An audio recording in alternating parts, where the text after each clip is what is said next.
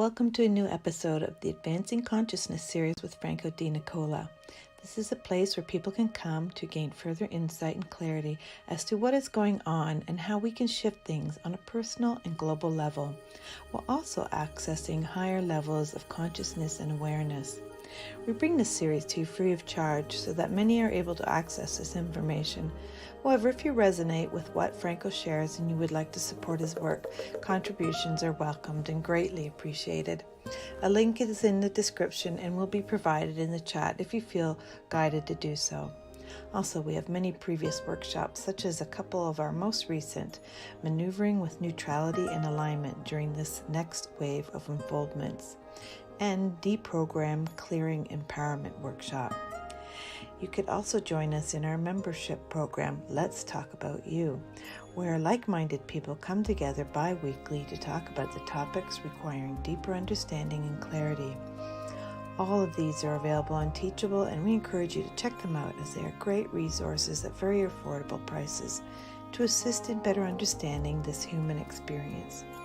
The Teachable link will also be provided in the chat and description. And lastly, don't forget to share. As the more of us coming together and creating a shift in oneself, the more effective it'll be to shift things globally. Thank you for joining us and being part of the change. Enjoy today's broadcast.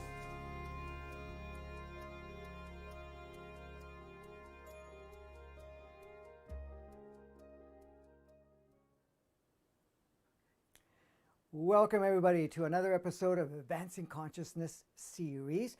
Today we have come together to play with episode 65, and today's topic, as all the topics, are always aligned exactly what's going on.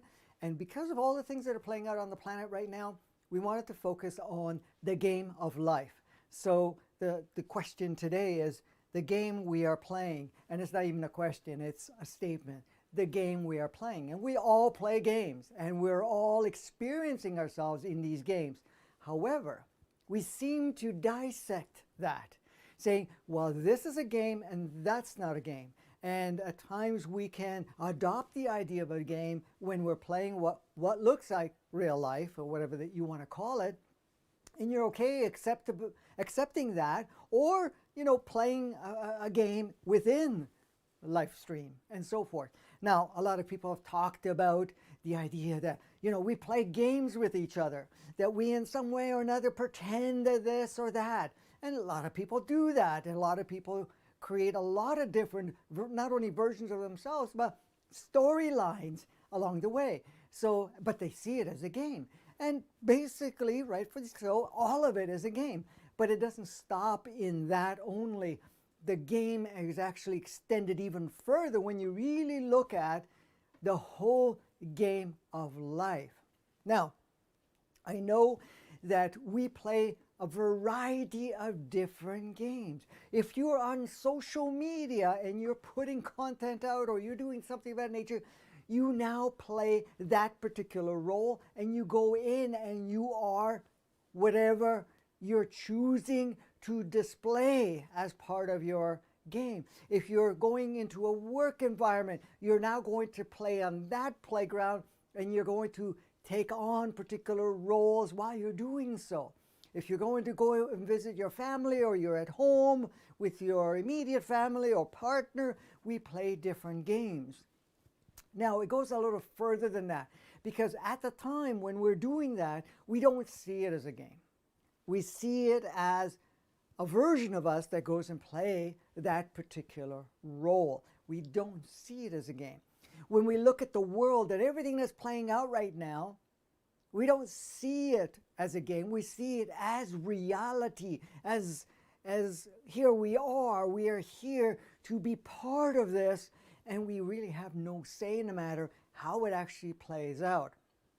But at the same time, coming to a realization that this is just a game, because when you look at it from a higher perspective, you go into a quiet state and you connect with yourself, and we're going to play with quite a few different things today, and then near the end, of course, or the end, we're going to do a process together. The purpose of the process is to kind of activate and align yourselves to a deeper realization and to kind of open you up to really shift things and what we call the game of life. Now, part of that game of life is not to maintain all these fragments, aspects of ourselves, or what we call different games that we play. And that could be fun too, but at the same time, you're going to play your game in complete alignment with yourself. And then when you look at it, because when you connect with, like I was saying, you're connecting to yourself and you're looking and really harnessing that essence of yourself, you're going to see that you are part of this beautiful game, that you came here to play, you came here to experience in that play. It's no different than going to an amusement park. You came here to do that. But at some point, even yourself, especially if you're attracted to this type of material and whatever else, that you have recognized with yourself that you've made somewhat of a commitment to come and play this game, but also to be instrumental to change or upgrade or shift the game to bring it into alignment. So going back to the connecting with yourself, as you connect with yourself and you go into that clear state, you can see the game of life, the game of what we call the collective game on planet Earth. But you could also see that there are multiple different forms of playgrounds where we play different games. We take on different physicalities, we take on different representation, and there are different structures or matrix layout of each game that you go. Now, if you're tuning into your heart and you're connecting to your soul, you will have glimpse. And this is not a necessity right now, but I'm saying you will have glimpse. And some of you, or many of you, have had those glimpses where you saw yourself or envisioned yourself or became clear that you were on different playgrounds, taking on and playing different games and in different physical forms and so forth. But let's bring it at home now. Home meaning we are where we are. And the statement of home is wherever we are. Because the thing is, the beauty of it, when you really understand it, you know, some people say, well, I want to go home. You know, I don't want to be here. This is not for me anymore, or whatever, anything of that nature. What is that? What is that statement if we actually opened it up? If we look at it, where is home? Is it the state of sourceness? Yeah, you could look at it that way. As spirit? Yes, absolutely. Home being on one planet versus another planet, being in one physicality versus another physicality. Are they home? No, we may have a certain level of familiarity with those different forms or different playgrounds, but realistically, none of them are home. Because your home is that, what I said, source and that spirit essence of creation that you are. But the thing is, the realization, when you tune into it, you're already there. It does not exist outside of us. It's in the field of it. It's either you step back from this amusement park and be able to be at a point where you're not in an amusement park and to choose another amusement park to go play in, or that you are going into the amusement park. So the thing is, you could say, well, you know, when I'm not in form or I'm not playing anywhere, that feels more at home. But the thing is, why are you here? Why are you anywhere? Why have you taken on any playground? Why have you chosen to go into any of those realms of play? Because it was something that you wanted to do, something you wanted to experience, something that you wanted to participate in. That's the only reason. It's not the fact that in one way or another, it's like, oh, I got shipped there, or somehow I ended up there, but it's not my playground. No, you choose the playground, but you choose the playground on purpose. You choose the playground to give you the opportunity that you have really constructed within yourself to go and have and to experience and to play a particular role. So here we are on this playground we call Earth. What is the matrix? The matrix is an operating system. We've had two for a while. We started with the original. Every planet starts with an original one, and it keeps that original one, which is always upgrading and so forth. So we have what we call the organic matrix, which is the one that was designated, designed, written, and put together to allow us to have this human experience. However, there was another one put in, which was called the inverted matrix, where everything was backwards. And that's where we're at right now. And that's what we've been playing with, the inverted matrix. But that is now breaking down or coming apart for one reason, because it no longer matches who we are and what we came here originally to do. So let's look at it. The whole idea of the matrix is to operate the game we call the earthly game, and to also provide the human game, which is all intertwined together. The matrix only creates a consistency for us to all experience a similar playground, a similar construct, a similar guideline of operation, but each one of us, because of our makeup, has the freedom to have individualized expressions, individualized viewpoint, and individualized way of shaping their particular reality while it still encompasses the whole. There's nothing any individual can do that does not, in one way or another, contribute and impact the whole scape of the playground and what we call the game of life in the human realm. Okay? So as much as all other aspects of ourselves, because you have to realize, and I know I've said this many times, just we have to bring it back into context here. Every single person on the planet at this point in time is another aspect of us. But it doesn't stop there. The animal kingdom and so forth, all the different kingdoms, including Gaia, is an extension of us. Now, the reason we're all playing on this playground, and we have chosen to participate in this playground, because we've made an agreement and we tuned ourselves to be able to do whatever we came here to do and to play whatever we came here to play. It's not outside of that. You were going to say something? Quickly, Olga's asking when the inverted matrix was installed. I know we've talked about it lots before. Can you just give a time? And yeah, okay. So the original organic matrix was written 15,000 years ago when the planet was retooled. What does the retooling mean? That each time that a planet, which is basically a video game, an elaborate video game with a powerful computer, in a sense, not in the realm that we talk about or recognize in the sense of, okay, we have a PC or we have a big computer. It's a whole different setup because it's really a sentient being, this particular so-called computer. And I'm just using that word. So when the planet was retooled 15,000 years ago, because there's cycles, and the thing is, once a particular planet has been utilized and the playmates that have come have finished a particular journey, then it's retooled.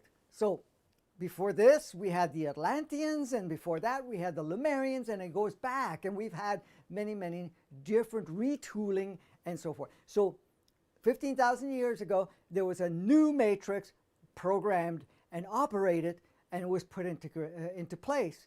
5,000 years later, which is about 10,000 years ago, the inverted matrix was put in. The moon was brought in as a satellite to support the inverted matrix. The inverted matrix was put in together, and that's when it started to work in backwards.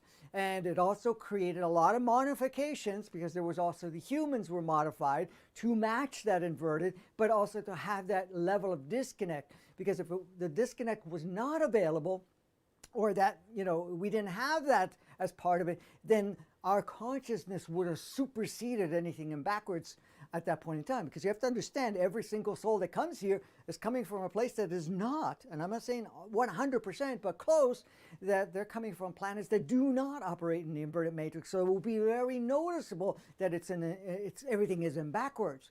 So that what is real is made false, and what's false is made real. You look at every and all systems that exist, it's reflective of that. And we've been playing the game for that, and we've adopted as, hey, that's possibly a way of life. And that's what we've been playing up to this point in time. So that's when it was put in. But it has been the transmission from the moon has been turned off. The also the how can I say it? Yeah, the inverted matrix was turned off completely. So now we're connected to the organic. We were always connected, but we weren't able to access it. However, we are still operating and holding and maintaining that inverted matrix. Not that the matrix exists, but the operating system within all of us. And part of that inverted matrix was the ego was plugged in, which was the artificial intelligence that absolutely worked within that matrix. Go ahead. So he was just asking when the inverted matrix will be breaking down and gone. So it's really up to us right now. Yes, it is up to us, because the thing is, we're the only ones holding it. If you look at all the systems, they're becoming very unstable because it's not supported. Even our ego is becoming unstable and is not supported. Not only because of the energies coming in that are very powerful, and it's not about that only, it's the fact that it's not being streamed to the point of being supported. There's no upgrades going on, and there's no backup support. So all that's left is whatever we have in our memory, how we are still reflecting that. And of course, all of our systems that are still out there, you're talking about the governmental system, the monetary system, the educational system, the medical systems, the different systems that exist are still a construct of that inverted matrix. However, to bring it more at home, your past, all your stories, labels, all the different definitions that you've applied, all of your belief systems and so forth, very much so, anything that's older than a year or so ago would have been a construct of that inverted matrix, because that's when we were playing it and that's when we have adopted. Now the ego still likes to pull that in and plug it into your current reality, and we're going to look at the presence and all that stuff, but plugging it into the reality so that you keep reliving it. This is one of the reasons it's so instrumental and so powerful and important at the same time for us to let go the past, because that is only a reflection of that invertedness. And it's not only the invertedness, but the energies that were applied, the misconception or not deeper understanding of that time, what the roles actually meant. And then, of course, we've had a collective stamping of what that was versus what is. That's the difference there. So for us to be able to live outside of that inverted world, it's a matter of us connecting with ourselves and allowing these adjustments to happen to ourselves, but also at the same time to participate, to see and create new realities, not only in your own life, but the extended reality, where do not reflect the inverted nature, and to be okay with the systems starting to get destabilized, because it already is quite unstable. And you could see some of the role players that play those roles have become unstable to the point where they're not even feeling that in one way or another things even make sense to them. So that's also participating. You were going to say something? I just want to get you off track. Rita's asking, is the actual moon going to be obsolete and replaced? Seeing different positions of the moon in the night sky, a more actual moon. So at some point, will a different moon come in? Is the other one going to be taken away? Yeah, right now it's turned off to what it was originally designed, because it was brought in, and it was, of course, it's a large satellite and so forth. So that transmission is no longer there. However, the moon is still reflecting sunlight. So it has a dimmer version of that light without all the other stuff that's going on. So it's still playing a role. However, at some point in time, it will be unplugged, but then there will, or removed at this point, because it does create certain changes. Now you have to understand, even our cycles, the cycles of growth, the cycles within even a woman's cycle and so forth, and a lot of other cycles have been effective in through the moon. Now, you will notice that the full moons, unless your memory is trying to reenact the old way, you're not going to feel the same impact from a full moon to a new moon or anything of that nature. Because before, whenever you had a full moon, you were getting a direct hit of the that frequency, and it brought up a lot of things for people, and they would actually shift in the state of what they were able to do. Now, some people would react, some people would become very emotional or whatever it is, because it was stimulating that polarity that was going on. Now you'll notice that that is not happening to the same degree. Any of it that's happening is a memory saying, oh, it's a full moon and this is my pattern, so you're kind of bringing that up. But even that's breaking down, because the energies that are moving through us right now are breaking or dissolving and actually destabilizing a lot of these default patterns that we used to have before. So that's kind of the changes in that regard. So here we are playing the game of life. And the thing is, right now we're going through this transformation, because the thing is, we are here to change the way we have been playing. So let's get started. So, the game of life we are playing. And yes, it's a reminder. It is a game, and we're playing along. How far you play along depends on how you choose to acknowledge it. So the thing is, you can play a game, a video game. You can play a sport. You can play anything. Now, the choice is, you start to play the game realizing that it's a game. You're not going to personalize it. You're not going to take it so real. It's not the end all. It's not make it or break it. You're going to have fun. You're going to play the game. You're going to see what your capabilities are and try to expand those capabilities, pushing yourself to expand your capability. But you still know that it is a game, rather than seeing yourself, if I don't make this game, I'm worthless, or if I don't do well, people are going to think bad of me, or whatever it is. There's a difference, because one, you get lost in the game, which is kind of a cool experience, but we've all gone through it right now, and that's not supporting us. And then there's the part of realizing this is the game, and I'm going to see how well I can play the game, how far I can extend my skill sets in the game, but always realizing that it's a game and that it does not dictate your life or other games.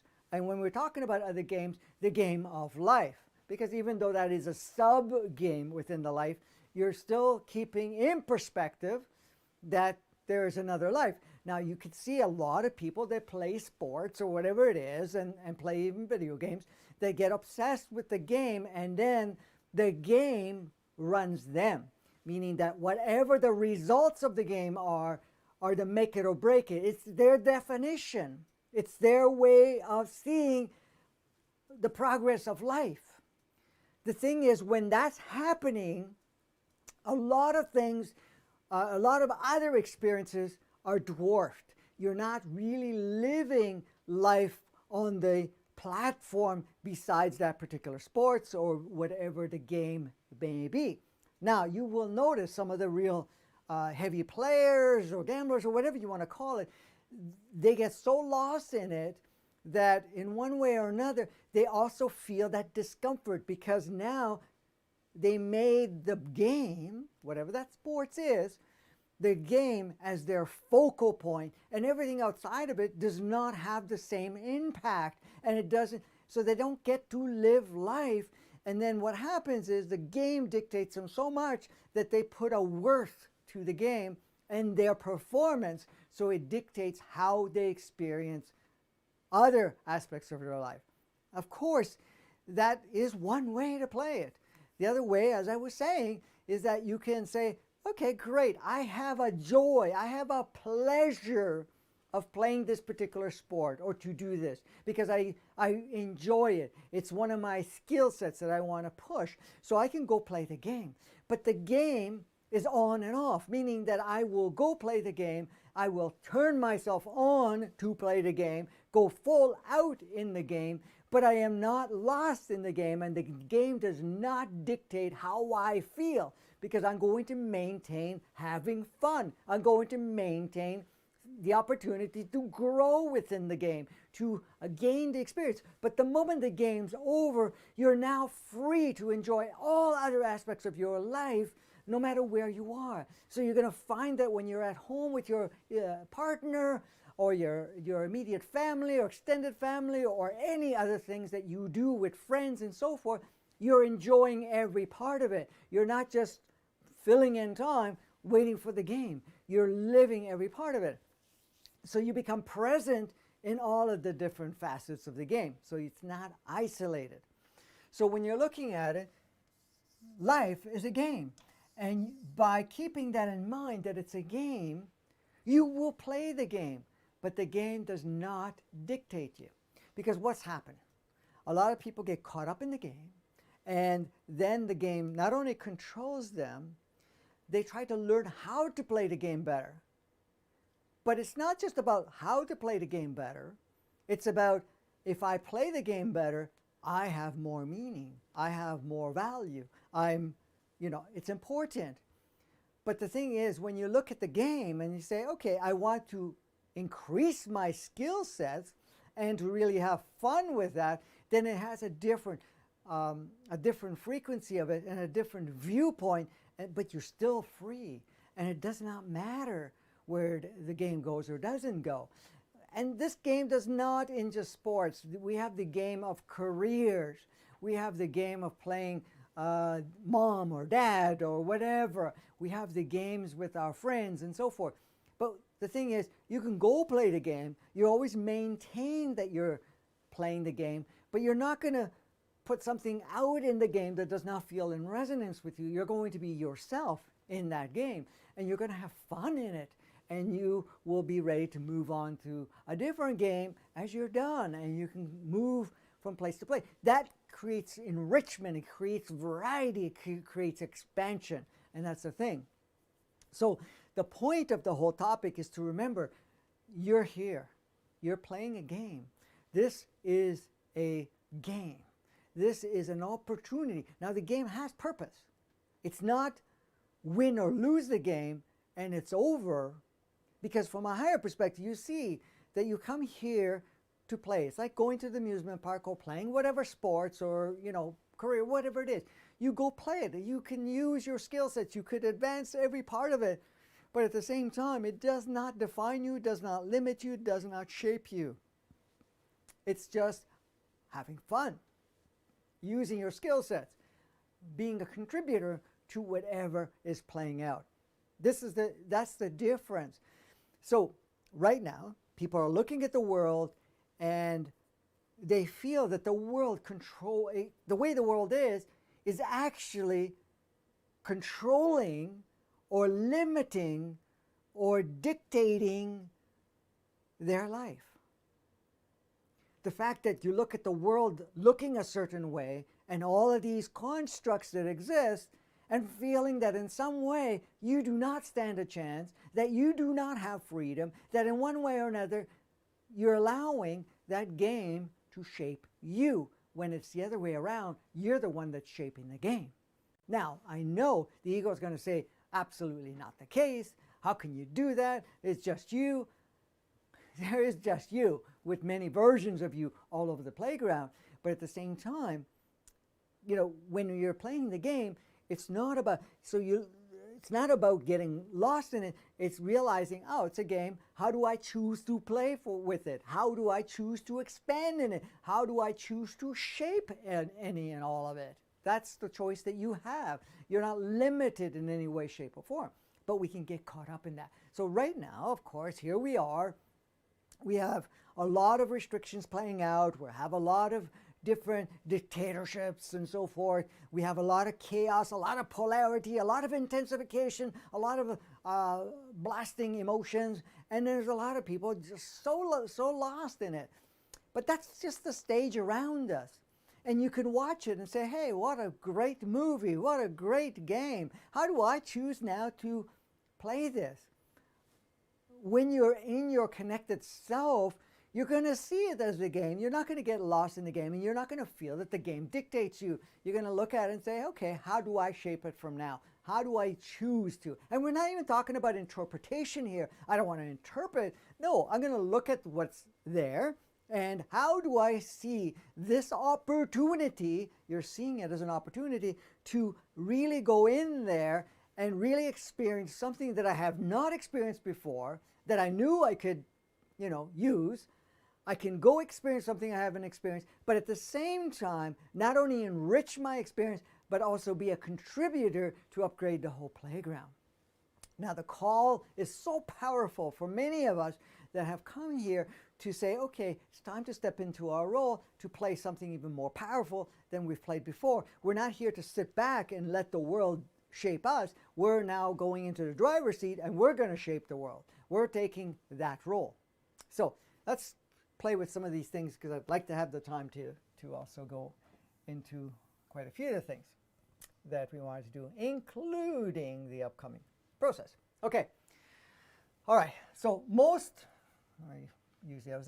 certainly, the game of life seems on the surface spelled out for us from a collective perspective. As I was saying, many of us see that it's all spelled out. We can't change anything. It's either what the authority says or people say, this is saying what's already there.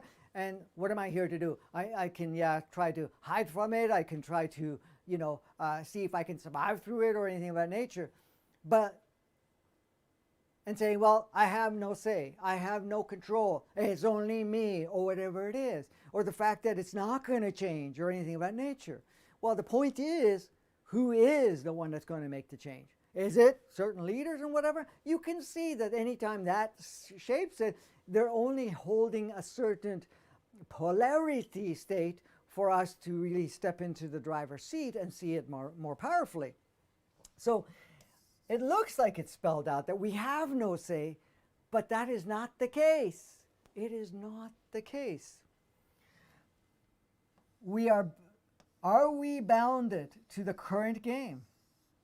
Are we feeling that somehow our hands are tied? That in some way we have no say, we have no freedom, that in some way we are part of the machine of what we call life, that we're bound to it and we don't have the freedom. Yeah, we may have what we call free will, but we can't even use it, or that it's been removed from us, or the fact that somehow, even if I have the free will and I know that I have the free will, can't use it because they're telling me how to use it. They being other aspects of yourself, they being the clusters that were created. Or do we have the freedom to change it? So ask yourself right now the question. Kimberly, you can even ask yourself, do we have the capacities to change it? Are we bound in the game, or do we have the capacity to change it?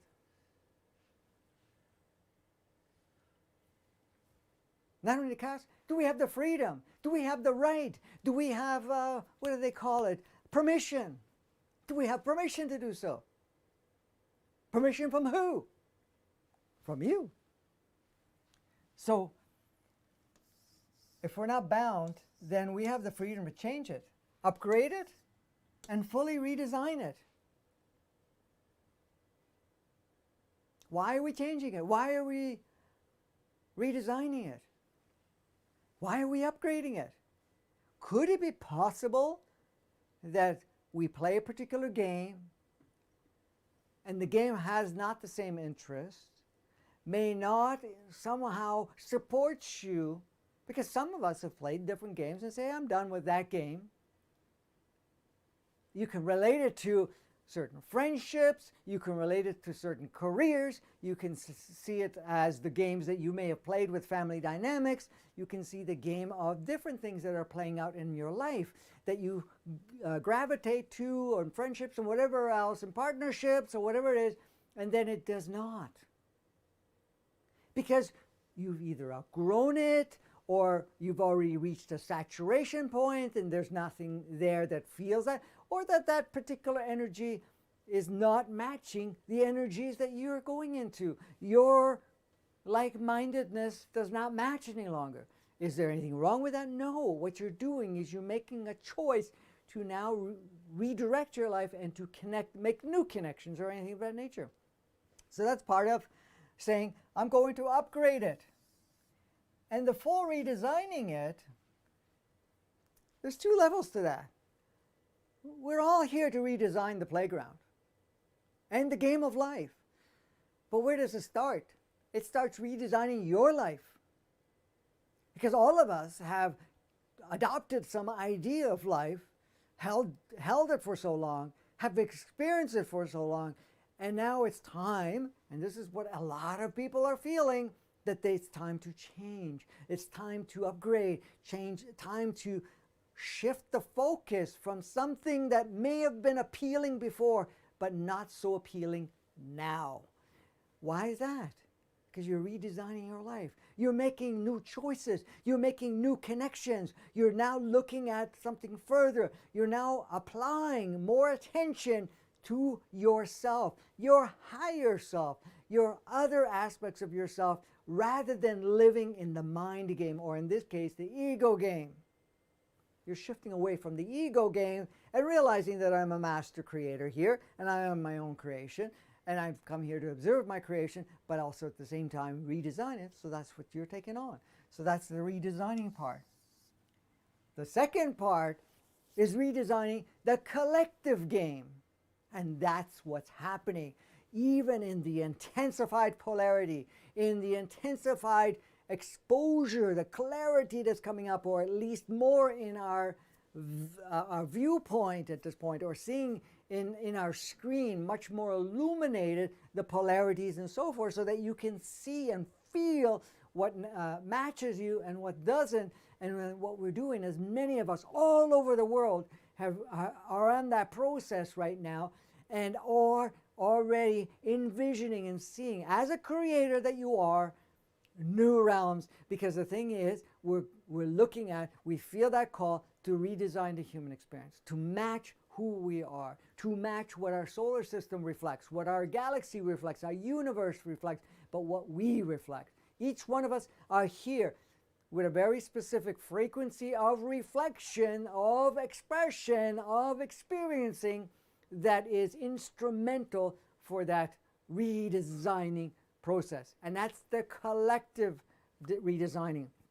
And the other thing we're also accessing is that oneness, that knowing that we are a one. We have come here to play together. It's not isolation. It's not good, bad, right, wrong, or, haves and have-nots and whatever else, or, surviving and so forth. It's really about flourishing, and it's about cooperation, collaboration, and that's what we are choosing to do.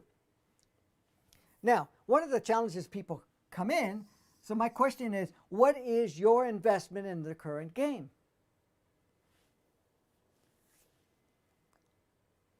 Kimberly, what is your investment in your current game? This is huge for a lot of people, because they invested so much energy, so much of their identity, so much of their time with this, what we can call the current game, that it's hard to let it go until it gets so uncomfortable they say, okay, I'm letting it go. Because look, why have we not made the progress that we could have and have gone, have kind of been focusing towards the goal? Because one of the things, even with the powerful changes that started in '87, ramped up in 2012, or the end of 2012 going into 13, and ramped up even further in 2020, and now we're in 2021 and pushing that even to the max at this point in time, even further. Why are we still holding on to our old life, to our old relationships, to our little clusters of people, religions and family and business, careers or anything of that nature, but also the money system and all the other systems that are going there. But at the same time, we're still holding on to an old way of life. The fact that we need more jobs, we need this, we need that, we can't let go of this, whatever those changes may be. Because we invested so much time and energy into it through the current game. I remember years ago when we were talking about, hey, some of these changes, meaning that we're not going to be controlling things the same way as we were before. And they go, no, I got 50 years into this, 60 years into this. I want to keep the game as is. Now, there's a part of them that's saying, no, I'm done with the game, but the ego mind is saying, no, we invested time, we invested energy, we ramped up our skill sets to play that game. How could I just let it go? How could I let go of that relationship? I put 20 years into this, or 10 years, or 5 years, or 30 years, or whatever it is. How can I change my career? I've done 5 years, 10 years, 20 years, 30 years into it. How can I change this way of life? Because I invested in, the monetary game and the religious game and all the other games that we've had. How could I let this go? And this is the thing.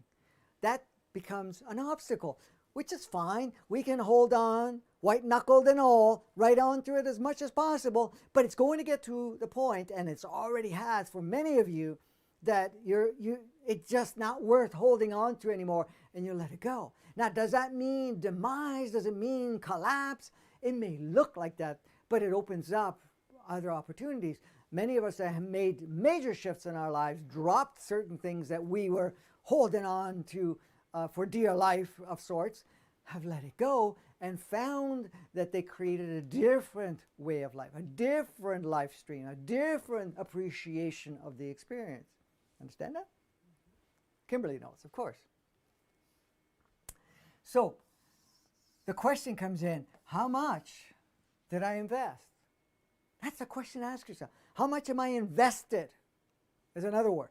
Invested in my old life. Invested in that way of life that is inverted matrix, inverted 3D. So the question that came up before, how do we end that? But the thing is, if we have a lot of energy and a lot of focus invested in the inverted matrix, inverted 3D, 2D, it's going to be harder to let it go.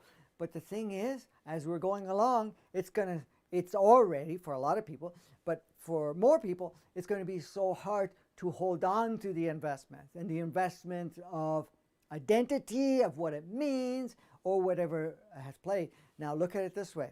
How many of us, with all these lockdowns and everything else that came out, it did, in one way or another, push us to stop and look at certain things in our lives. We started looking at all the investments we made in businesses and this and that, and notice that it's so fleeting, it could dissolve in no time, should any systems crash and so forth. But what are you left with?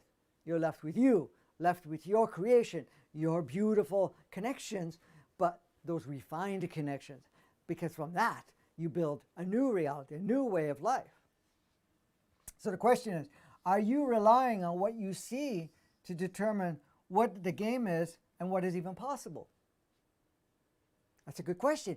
Are you looking at what is life, what I see around me, what I have available because of what's around me, and determining that's my capacity, that's what I have? Determine what is the game and what's possible.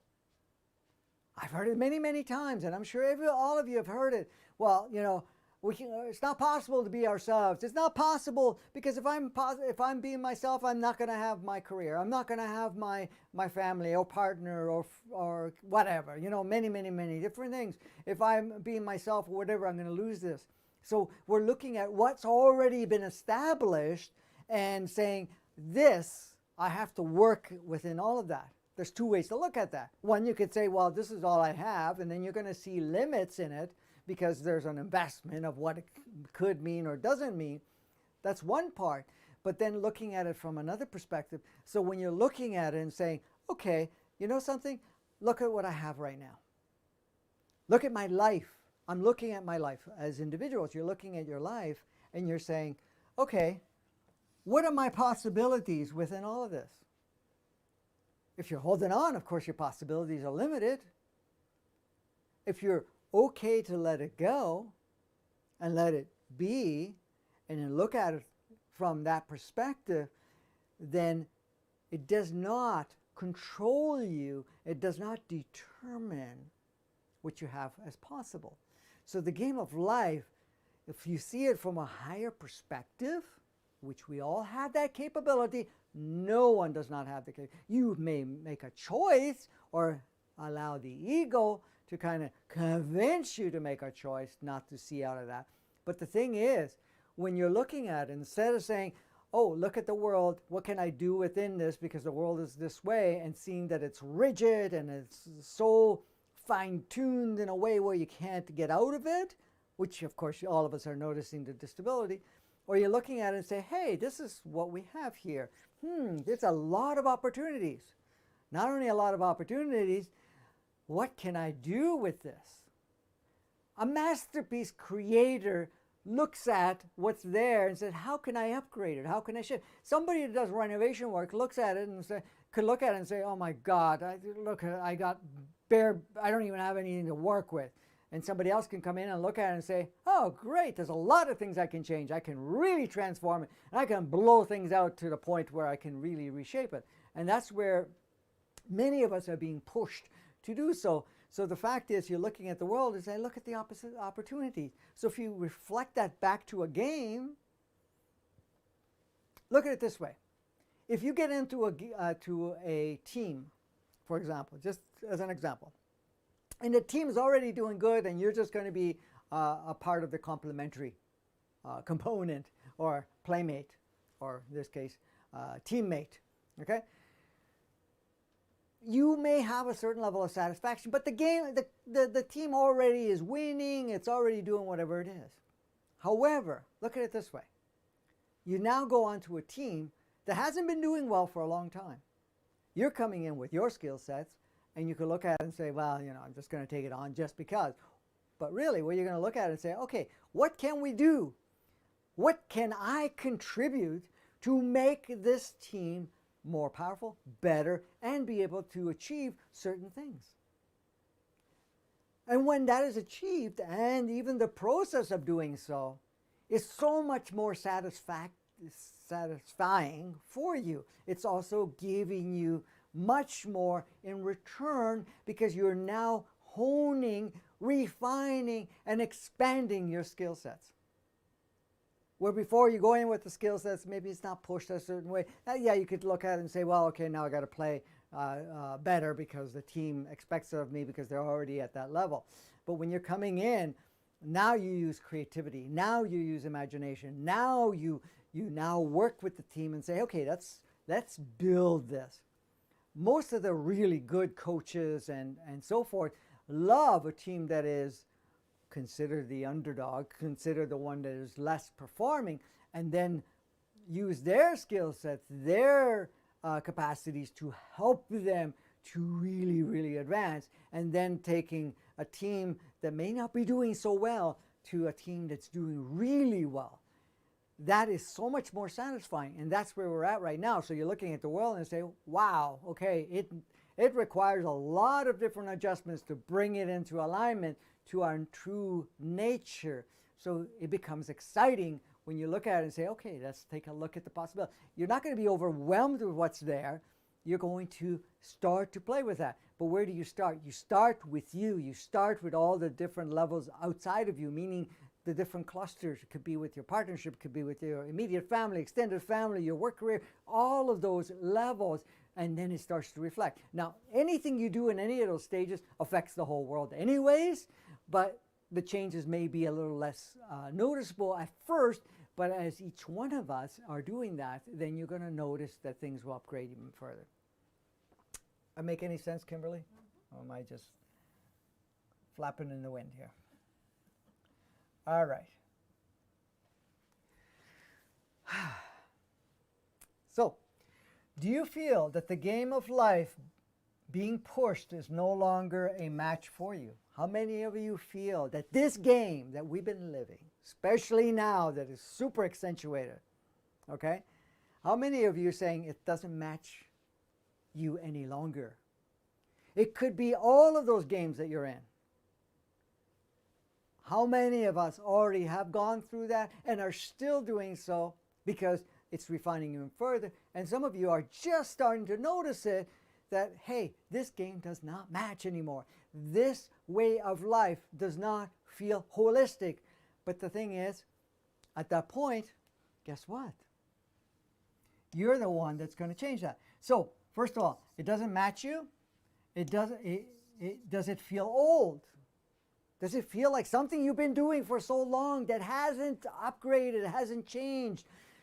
We see that in all aspects of our lives, with different relationships and different things that we've done. It's starting to feel old, unattractive. It's feeling like There's no movement here. It's time to shake it up, time to do it up. So it's feeling old.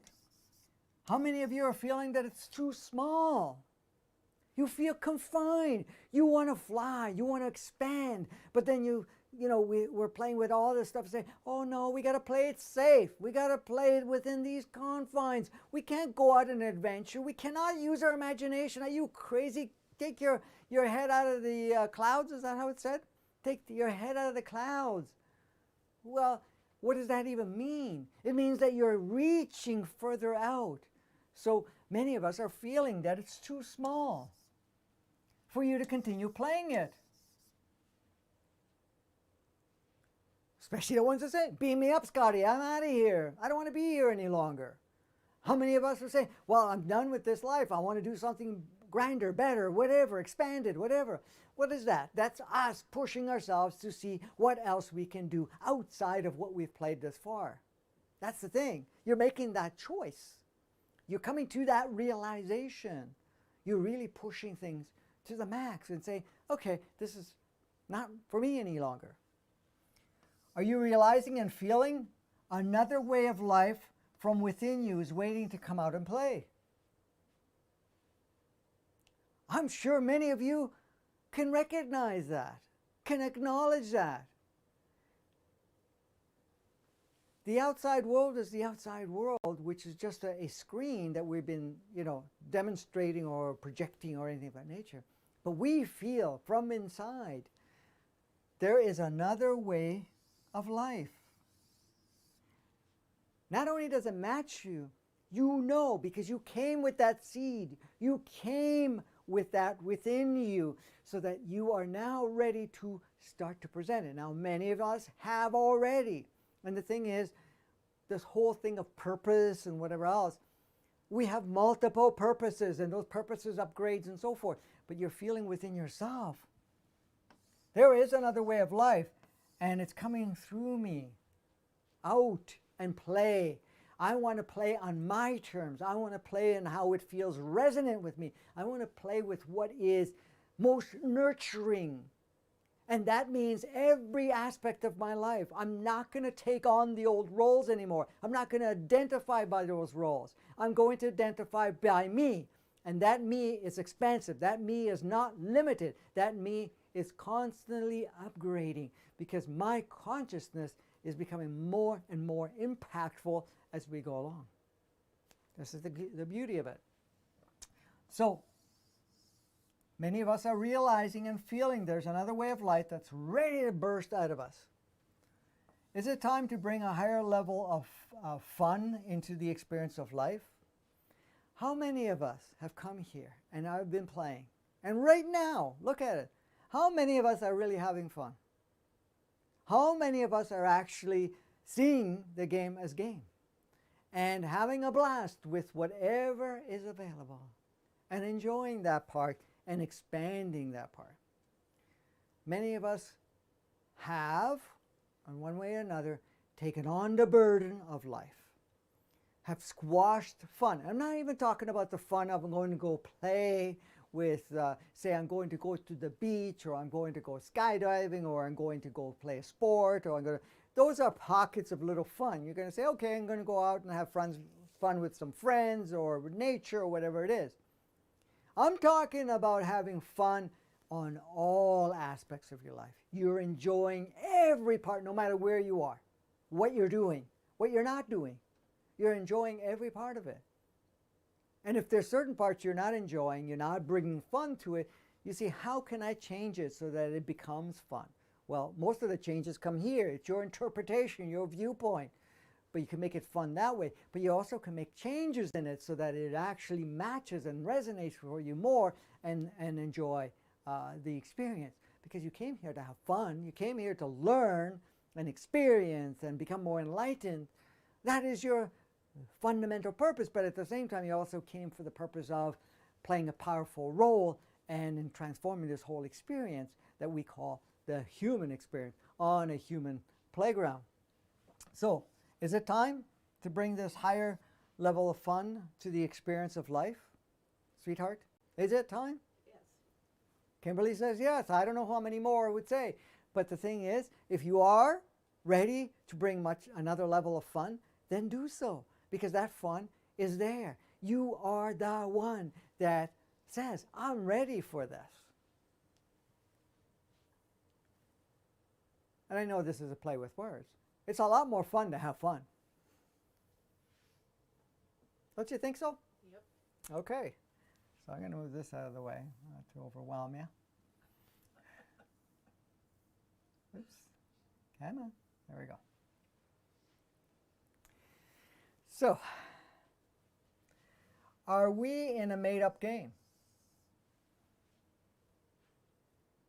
Do you think the game has been made up? Mm-hmm. Was it dictated by anybody? Mm-hmm.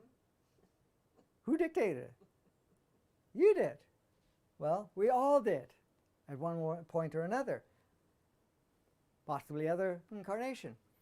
So, are we in a made-up game with so-called leaders, unmovable rules, and a deity that we are to follow and limits our freedom, and that there is some natural order that we're stuck with?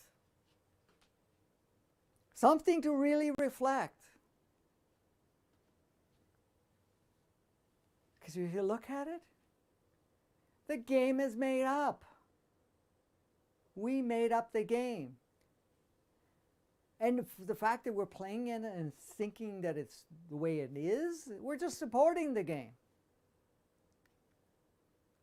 Even when the organic matrix was put in, there was no game. There was a format so that there's a consistency of how to experience ourselves that harnesses our body and harnesses all the sentient beings on the planet, has a view that can see things a certain way, can reflect and respond a certain way. But the game was made up. Look at all the rules that come in.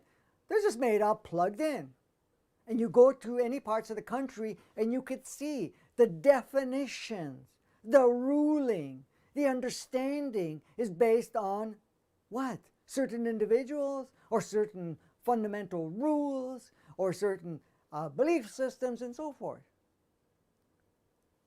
You look at religions, all the different ones. They all have made up ideas, what it means, what it is to be that particular religion. You look at different parts of the world, the representation of what a male or female or anything in between and so forth mean. What's acceptable, not acceptable. Did you notice there's a difference in different places? Did you notice there's no consistency? Sometimes there's a little bit of consistency. Who made the stuff up? Who made the rules? All of us at one point or another have created these clusters. The fact that we made it, we can change it. We can make it obsolete. We can enhance it and so forth. We can participate. We can collaborate with it. But the thing is to realize that we made it up. It's all made up. Look at the way of life. You say, okay, well, 100 years ago, there was all these sets of beliefs. Even 200 years ago, 1,000 years ago. There were all these different sets of beliefs and constructed a way of life. Anybody thinking out of the box would be deemed as evil or something's wrong or whatever it is. A ruler, a so-called projected leader or whatever it is, would make up a whole bunch of rules. And what do? We take those rules and we shape a reality around it. So we build a game plan. Remember, if you look at the games, guess what it is? You take a sport, somebody made up what the sport looks like, how it's played. What are the rules that make that sport? Of course, there's going to be different rules, different layout from the different sports, and the different roles that you take on.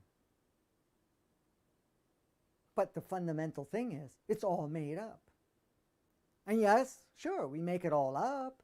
Sure, we can go play with it. But at some point, those rules may not match where we're at.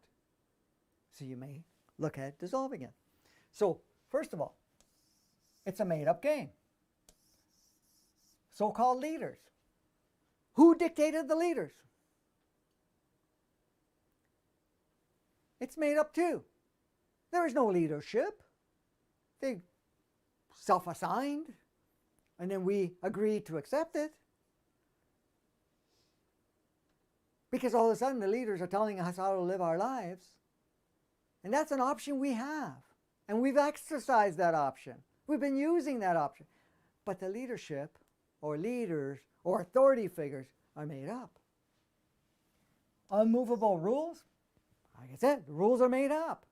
We can change any part of it. How many rules get plugged in? How many so-called laws, which are just rules that are reinforced? All made up. Deities. Well, there seems to be a lot of deities depending on what religion you're following. And what are these deities?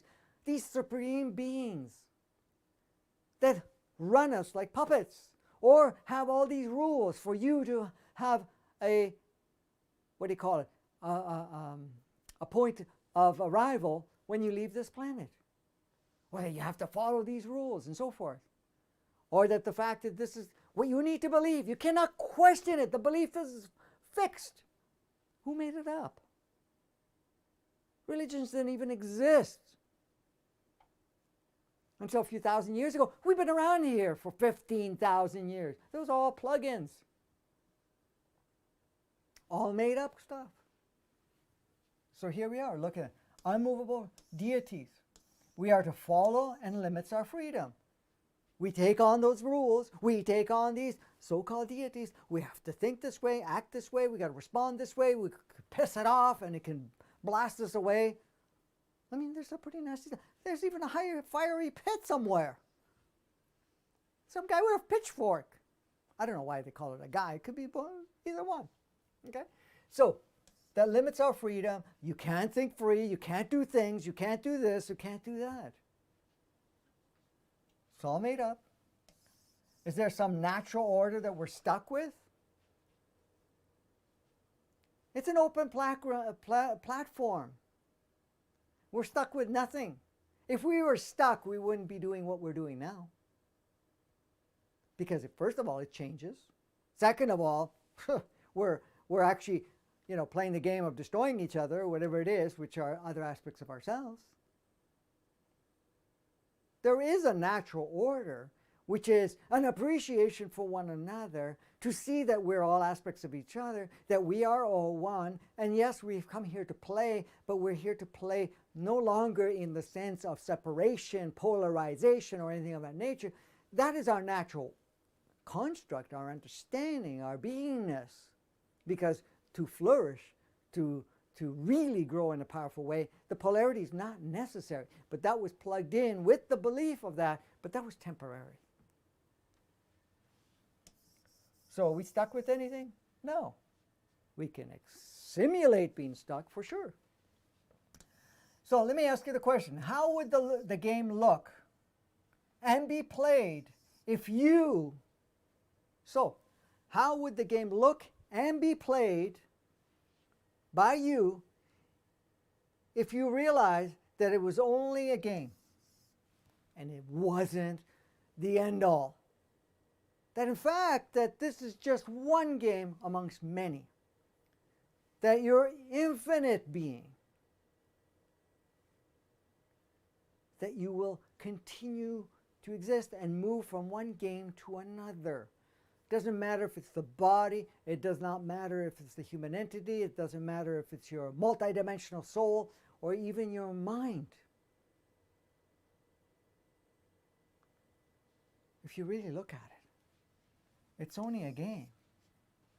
So if you realize that and you've internalized it and seen that this is a game, would you, in one way or another, you have just taken on a role. I just might as well add the rest of it. So it's only a game, you've taken on a role, and that it's entirely up to you to design it. See, as much as you feel that in one way or another, you are not here, you never had the power to shape your life, that somebody dictated. Yeah, you could say my parents dictated, the collective dictated, certain leaderships or adopted idea of leaderships have dictated. It doesn't matter where any of this is coming, religion or otherwise. Doesn't matter where it's coming. Until you say, I want to adopt it and I'm going to build around that, it doesn't happen. And this is why you see certain people getting more caught up in it and other people not. This is why you see some people that are shaping their life very differently and others are not. This is why you are going through this process of saying, you know something? As much as I adopted all of this stuff and I played the game up to now, right now I'm choosing to go into not only the driver's seat, but I want to navigate, but not even further. I'm going to design the road I'm going to go.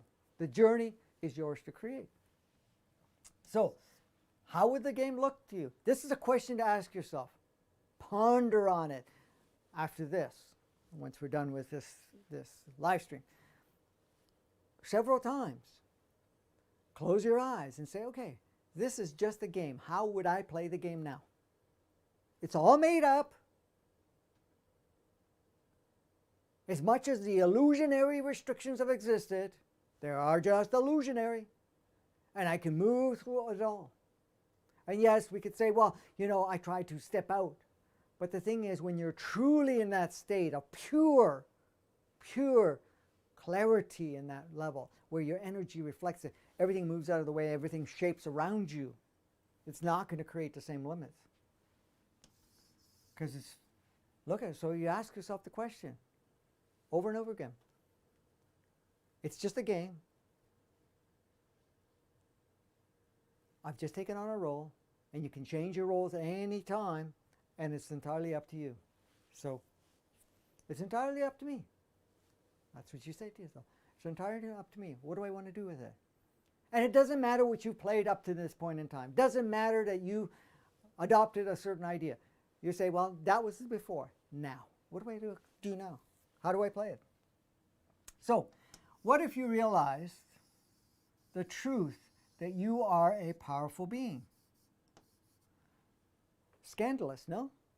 We're a powerful being. How could we be? Aren't we just like a prodigy of some toy or something, or some puppeteer, and that we, you know, just following the strings that are the way it pulls us? We're a powerful being that you came here to transform and upgrade the game. And you are fully capable. Many of us adopt the idea that we are not capable.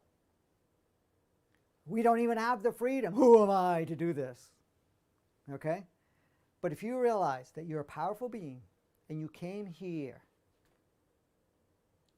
think this for a second. Let it really sink in. I'm a powerful being. I came here on this planet to play, to experience life. I adopted all of these experiences. I adopted all of these roles, all these rules, and all the systems that were there. So now, what did I do? I enriched myself. I got a deeper understanding how the game works. I got to see how polarity feels. I got to have super elevated, out of control at times, what it feels like out of control, sensorial experiences, emotions, and so forth, adopting things that were not true and creating a reality around that. I've gone through all of that. That's great. But what are we feeling inside? What are we feeling inside now? It's time. It's time for what? What is it time for? Time to go for lunch? No. What's that? Time for change. Time for change. But the thing is, you came here fully capable to transform, and it starts with you to transform and upgrade the human experience. You know you're more powerful than what you've been experiencing. You know that you came here to upgrade yourself and the whole playground. You know within yourself that you have the capacities and the skill sets that you brought along. Because not only as your body continues to advance and access higher levels of innate consciousness, experientially enriched with its reconnection of the DNAs to receive all of these multiple inputs, and a human entity that has been honing and refining and expanding its skill sets from each and every incarnation on planet Earth. But you're also bringing in a soul that is coming multidimensional, that has had other experiences on other playgrounds, in other physicalities that do not reflect what we are playing here. And here you are. You made this beautiful connection, and also accessing the mind, which is a big archive of all of that. Not even an archive, it's actually the consciousness within it. And you came here and you say, okay, I'm ready. I'm ready to blossom. I'm ready to rock this place. I'm ready to shine, ready to really redesign every part of it. You feel that in yourself, don't you, Miss Kimberly? Because a lot of us feel that we're not capable, but we are fully and completely. We came here to transform, upgrade the game. You know, you feel it within yourself. You're noticing that, things don't really feel 100% anymore. Why? Because it's time for you to step up. Okay. Let's move that out of the way. Let's bring the other one in. All right. So, what if you realized we are just going through a process? All of this so-called chaos, labeled chaos, definition based, all that's playing out right now is a process of unraveling from the inverted matrix, inverted 3D, 2D. Would you feel more empowered? Are you going to feel that all of this is controlling you, or you feel you're understanding at this point in time, we're just going through a process? We're going through a process. What is the process? The process is unraveling the inverted matrix that we have a history with. We have a field of experience with it. But because you have that doesn't mean that that still holds you unless you believe so, and you put a lot of power into it. So, if you come to the realizing, hey, what am I doing? I'm unraveling myself from that inverted matrix, inverted 3D and 2D. Remember, we understand that the two platforms that we have available is organic 3D and organic 5D. What we've been living has not been either one. What we've been living in is through the inverted matrix, instead of our organic matrix, we've been living in an inverted 3D and 2D. So are we going from 3D to 5D? No. We're going from inverted 2D, inverted 3D to organic 3D and organic 5D, depending on what serves us the best. But all of it is changing the playground no matter what. Those are the two platforms that Gaia, planet, is supporting us. And all the energies coming in are supporting us. But even the organic 3D is only temporary. So realizing that, hey, wait a minute, you know all of these intensifications that we're having right now, all of this so-called craziness, all of this polarization, all of these people walking around like not only zombies, but kind of losing control. Those are just in the screen to kind of show you much more powerfully that we're unraveling from that. If you're feeling crazy, you feel out of control, it's just unraveling. Remember, the ego mind only works in this inverted matrix, inverted 3D construct of operation. It wants to keep you there, but that is losing its capacity. So the thing is that sometimes you feel crazy. It's just a conflict. There's that higher, powerful, true essence of you that is somehow creating an environment which the so-called ego, artificial intelligence, is taking a tantrum. It's having a reaction, and it's going to make it look like, oh no, this is unsafe, this is crazy, we're losing it, whatever it is. It's all illusion, smoke and mirrors, whatever you want to call it. But it's just the ego mind saying, I'm losing grip. And we only know how the inverted matrix, inverted 3D and 2D works because we have 10,000 years of skills. This is like new. But it's not all that new because the part of us from a body and human entity, it has that first 5,000 years when we were in the organic matrix, in organic 3D. when we were in a natural operating state. So, knowing that that's the only thing that's happening, do you feel more empowered? Or do you feel overwhelmed? You say, oh, okay, that's what's happening. Cool. Now let me get into the driver's seat. Let me take that to the next level. So, are you ready to shift your focus to life being a game? Are you ready to shift your focus to life being a game and lighten up the pressure you have been experiencing? How many of us feel the weight of what's going on, or has been going on for a long time? The weight of everything that we've taken on, including the weight or the heaviness of our history, our own personal history, our personal different stages of life. Every time we labeled it as good, bad, right, wrong, I failed or I succeeded, that I screwed up or anything of that nature, or then all the different stories and ideas and perceptions that we've adopted of ourselves because of certain experiences, and the collective help us label it. So are you ready to put your focus to life being a game and lighten up the pressure?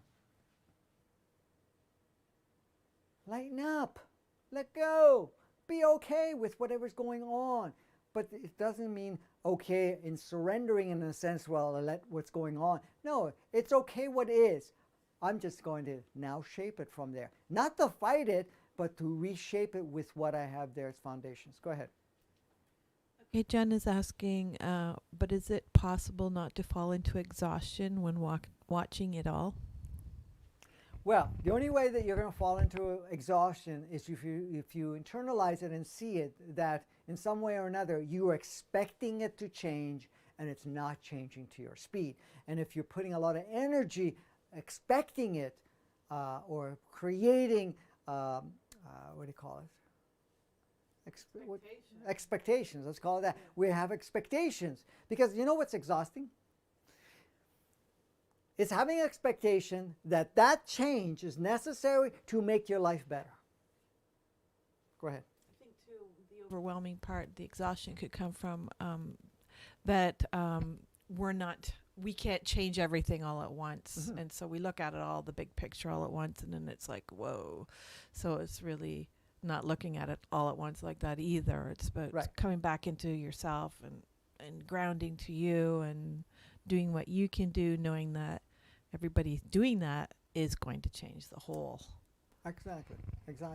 So when you also look at the thing and saying, okay, it's a game, everybody's playing their roles and so forth, it's going to, and it's taking its, how can I say, not its time, but it's coming together in such a way where it serves every aspect of ourselves, because some people are not ready for it. They still need to have that intensification. Look at some of the stuff that's happened in North America through the governmental stuff. You know, there was a lot of expectations and so forth that, oh, this individual has to get back in because he's the savior or whatever it is.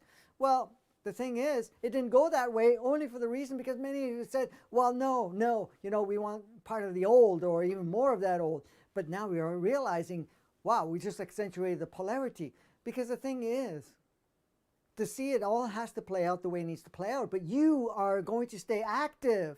You're going to make choices. How do I choose to navigate through this? How do I choose to experience all parts of this moving forward? So it's no longer about this whole thing that is one way or another. You're going to allow whatever's playing out while you're taking action to make changes in yourself and also to share, not to change anything in the sense, oh, you got to change, you got to do this. No, you're being the example, for example, breathing it, living it, experiencing it, and so forth, and then sharing that from that point and allow everybody to go through whatever it is. So, is it exhausting? You know, we're both looking at the same thing, Kimberly and I, and many people throughout the world. And it's like, okay, well, you know, sometimes we may have certain expectations and go, wow, okay, it would have been nice if a couple of other things came into play. But then you get to see the perfection behind it and why it goes a certain way, why there's even a delay. Because the thing is, if it changes too quickly, there's still the bulk of the people that have not reached the saturation point to say, okay, now we're ready for change. Because imagine a larger portion of the people, which that's increasing every day, says, okay, we're done with this game. Let's all completely redesign it. And we're not going to not only not cooperate and not to give power to it, we're basically taking action to redesign every part of it. And guess what happens? Then things are going to change very quickly. It doesn't matter who's dictating anything. All the rules and everything else are now looked at and saying, how does this serve? Does this serve or does this limit? Does, certain things we may keep in place while the bridging effect goes on while we're going through the stages, but you're not going to put that much impact or power behind that. Okay. Hopefully I covered that properly. Yep. All right. The true meaning and the next level of being present, a level that is not much talked about. So we talked about it. I've talked about it too. Many people are talking about it all over the place. Being present, being in the moment. And that is powerful. And I've said it many times. Your most powerful state is to be present. Your most powerful state is in your most present. So let's shrink this since I've already made my statement around that. Okay. All right. So let's take a look at it. So here, so this is the start of your life. Start of life. So this would be the past, of course, because you started here. This is present.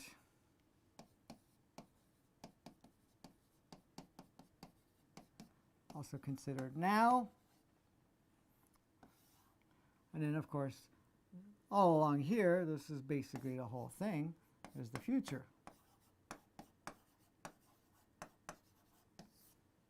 All right.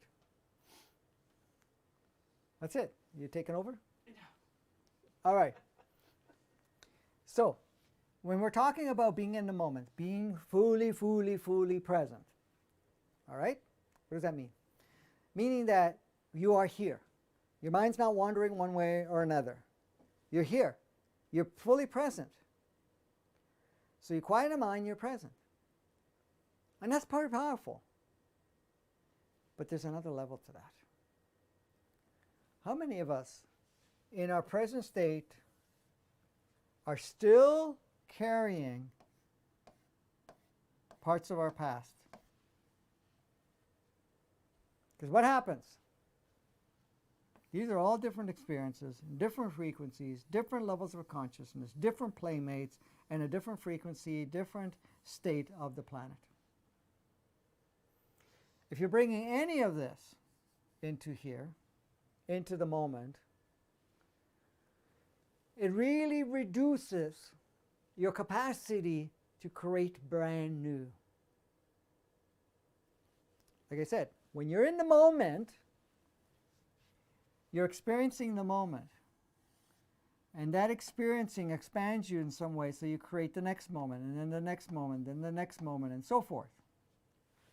However, while you're here, if you're still carrying fear that's been adopted here, a definition of who you were at this point in time as good, bad, right, wrong, capable, incapable, if any of that stuff is plugged in, which we have a tendency to do at times, then guess what? This moment, as much as you are present and is not wandering around, in some way or another, it is dictating your capacities to create a new, expanded next moment. So it's important to realize if I'm in the moment, I'm in my quiet state, and all that exists is yourself. At that point, you want to pay attention to that your thoughts do not wonder what happened or what's going to happen or anything of that nature. In the present moment, You are your fullest. So it's important when you're in that moment to feel your full presence. And if there's certain parts that are coming up that reflect the old, you acknowledge its present, thank its present, love the present, and let go of that presence, of that, whatever the story, whatever it may be, whatever energy that is involved in that moment. So it's a moment that does not have anything of the past. But it's not only that. In the present now, you're not plugging in the collective,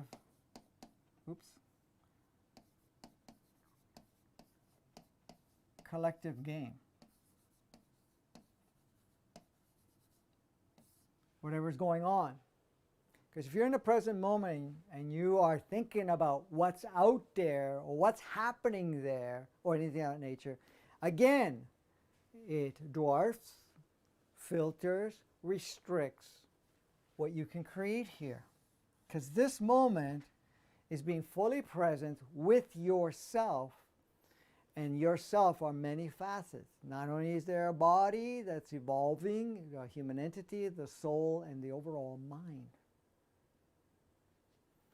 But you're in that pure clarity, because what happens then, you're accessing all the channels within yourself, the cues, whatever, all the channeling, I shouldn't say channeling, all the different levels of consciousness that you have within yourself.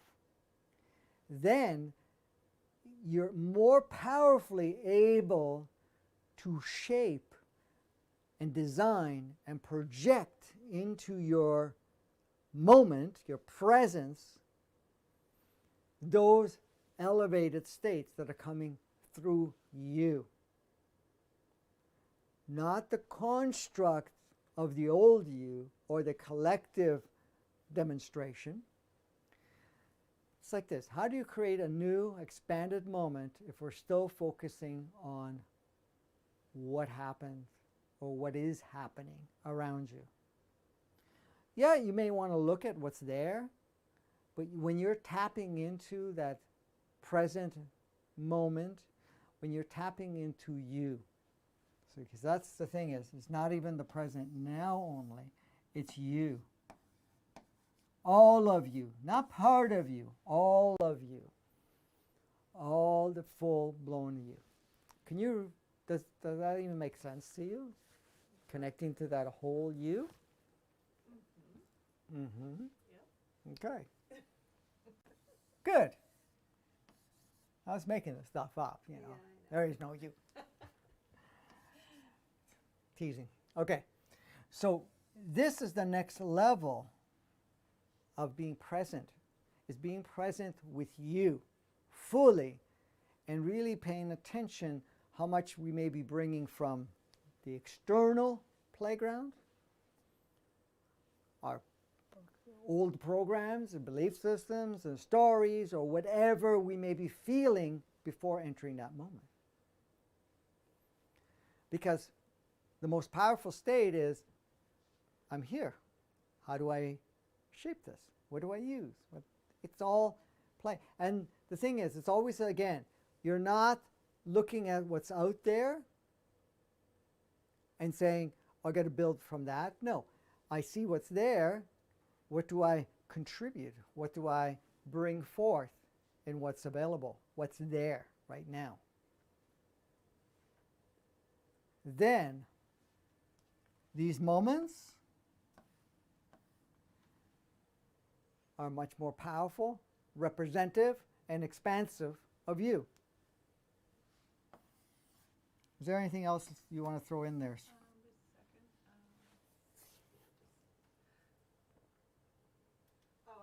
Sure, Andrew had shared unique and new, not a reprint of our past. Yes, such a good way to put it.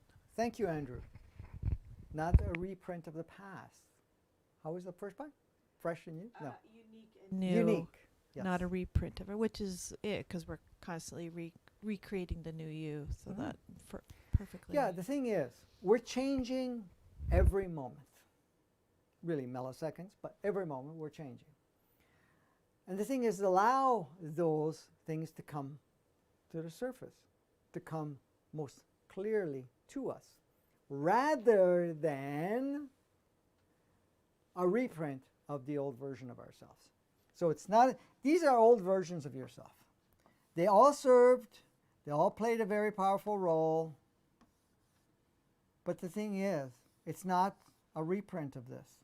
It's creating something totally brand new, so that each moment, and the thing is, each moment you're creating new anyways. You're not reprinting anything. So thank you, Andrew, for that. Really well said. Okay. So the option is yours. The option is yours. So pay attention to the moment. This is why I wanted to talk to the next level, because a lot of people have found that then a lot of times when they're in the moment, they're still carrying memories and energies and emotional charges. So it's just a matter of focusing on the breath, going into that deeper, deeper, deeper, deeper, deeper state where you're not looking at that. You're actually accessing that true essence of who you are. Okay? Good. One last thing, and then we're good.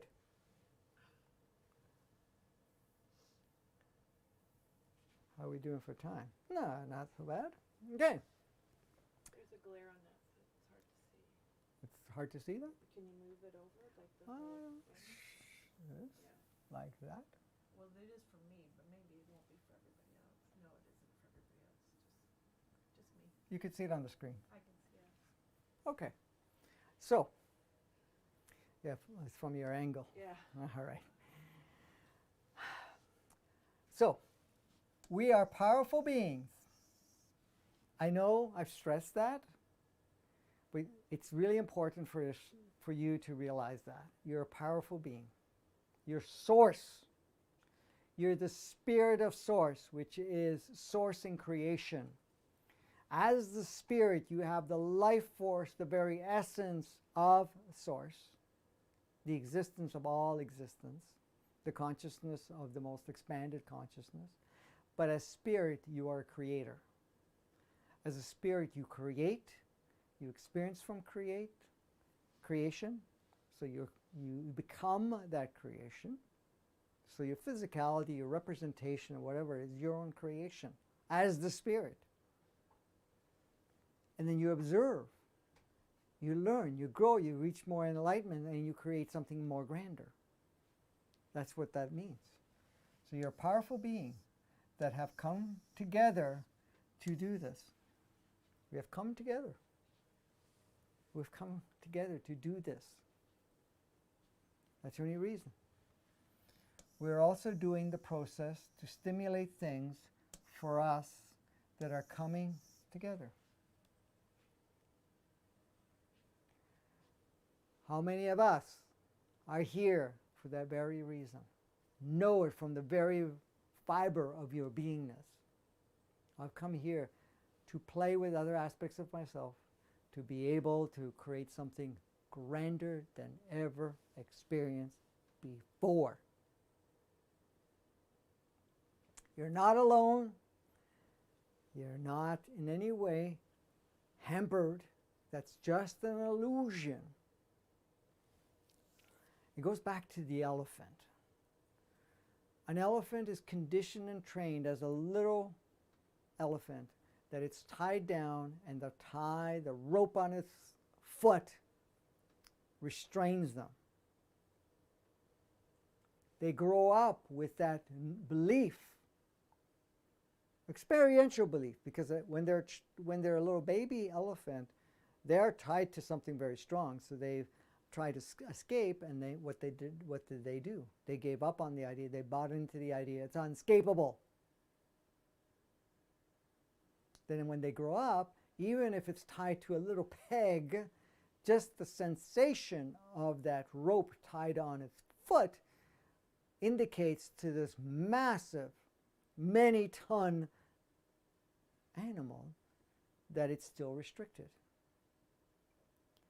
But should they become startled or are not focusing on this rope tied to them, they realize they can pull it out with ease. No effort at all. That wasn't even a struggle. And this is the thing that's happening right now. We are being pushed and to the point we actually realize that everything that's held us back is illusionary, made up construct. And that it really doesn't hold us back. We're way more powerful, like the elephant is way more powerful than any rope. Even if it was tied to a pole, if it really wanted to, it can break the rope, it can't pull the pole down. But they're tied to a peg in the ground, which they can pull out at ease. Because it was never meant to hold them back. It was meant them to believe that they are not free. And we all, at one level or another, believed that we were not free. Not free because some deity brought us here. We're not free because we have a system to play with. We're not free because we don't have authority. We're not free because, there's all these rules. It's not free because, we have to play the game or whatever it is. This is what we're at with. But now, we've been pushed to the max where we're seeing what I said before, or showed before, that is all made up. And it's up for us to change it. And we're doing so. So the thing is, we have the choice to be afraid of what's going on or excited and stepping up and participating much more freely rather than feeling overwhelmed, governed by fear, feeling that somehow the world is getting smaller because we're under a dictatorship, or the fact that somehow we cannot break out of this. Even this illusionary idea that we are owned by a corporation because we have a birth certificate with some numbers. Or that anybody can tell us how to live our lives. That we have to wear this or do that or whatever it is. That's a projected illusion that we are enforcing amongst each other. But we're coming to that realization that it's just made up. And we have the freedom. We've always had it. Right, Kimberly? Mm-hmm. Are you ready to be free? I am free. You are free? Mm-hmm. Okay. Good. I'm gonna have to get ready. I'm already there. You're already there. Kimberly's made the statement. She's already there. She's already a free person, free being, free. Sprout your angel wings and fly off anytime. But she chose to come and play here together on this planet, playground, as we're all doing it together. Why are we coming together right now? Because we chose to be together. We chose to support each other, to choose to remember. I'm not telling you anything you don't already know. You know it. You just may have not accessed it for a while because we've been playing the game. We all have. Absolutely. We all have. And even when we know it, at times we get caught up in the other stuff too. I do it myself. But we remind ourselves, and that's great. I love to connect with you guys because as I'm sharing all of this, it's actually confirming even further within myself what I already know, as it confirms you what you already know. All right. So we were going to do a process, right? Mm-hmm. What was that a process about? About coming together and realizing Really? the powerful beings that we are. I'm assuming that's what You're assuming? Do you want to lead this one? Nope. Okay.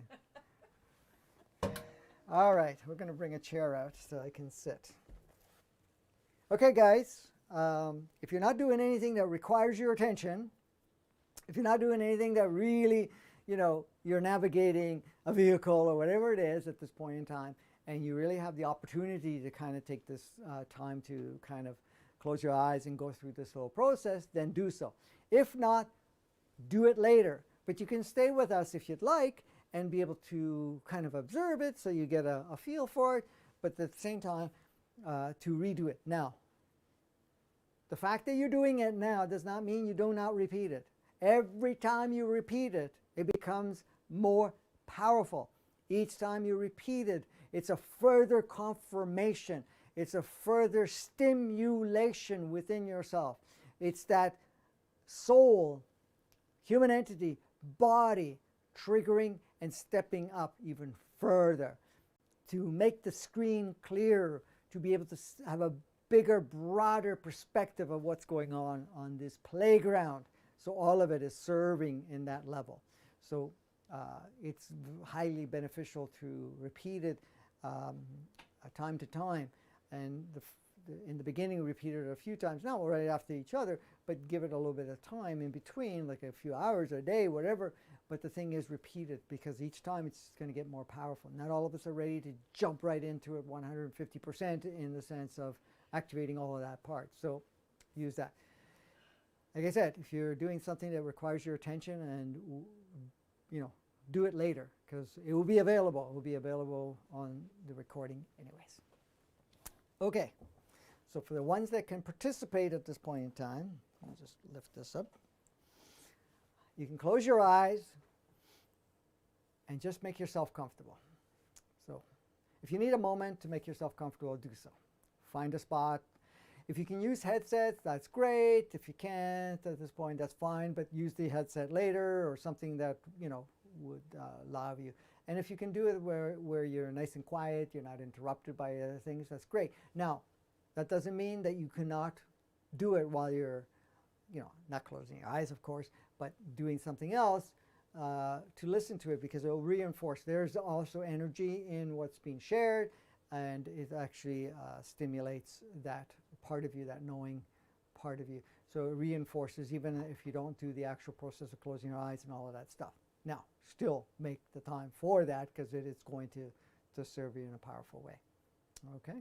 I know we are not going to put any music to this or anything about nature, so we're just going to do it live. So just make yourself comfortable. And you can close your eyes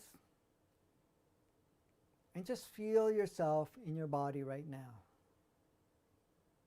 And just be present in the body.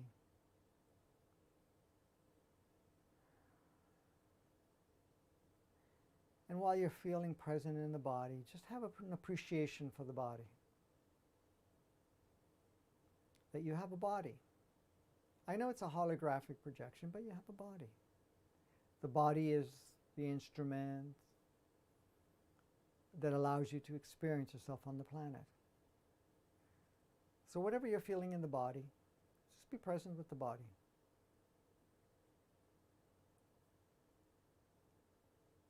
If you have any discomfort anywhere in the body, just acknowledge it. I acknowledge you. I appreciate you. I love you. Free to share what you need to share.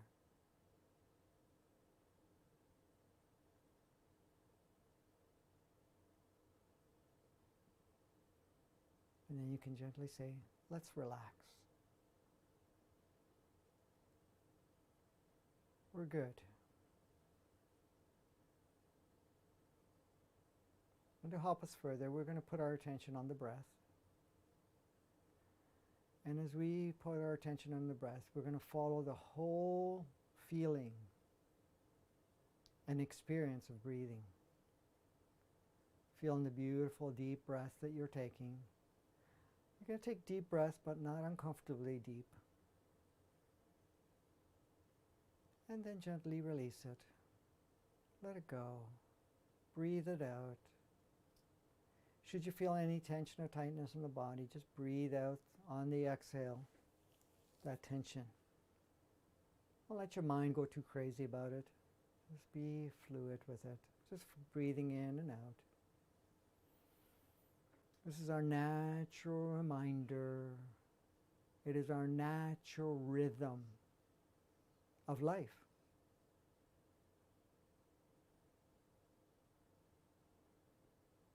Because the breath is the movement of life. Breathing in is taking in what we have to play with as life.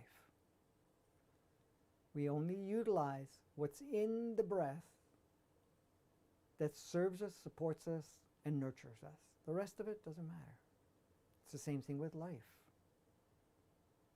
We take in only the experience that serves us at that time, and that will change.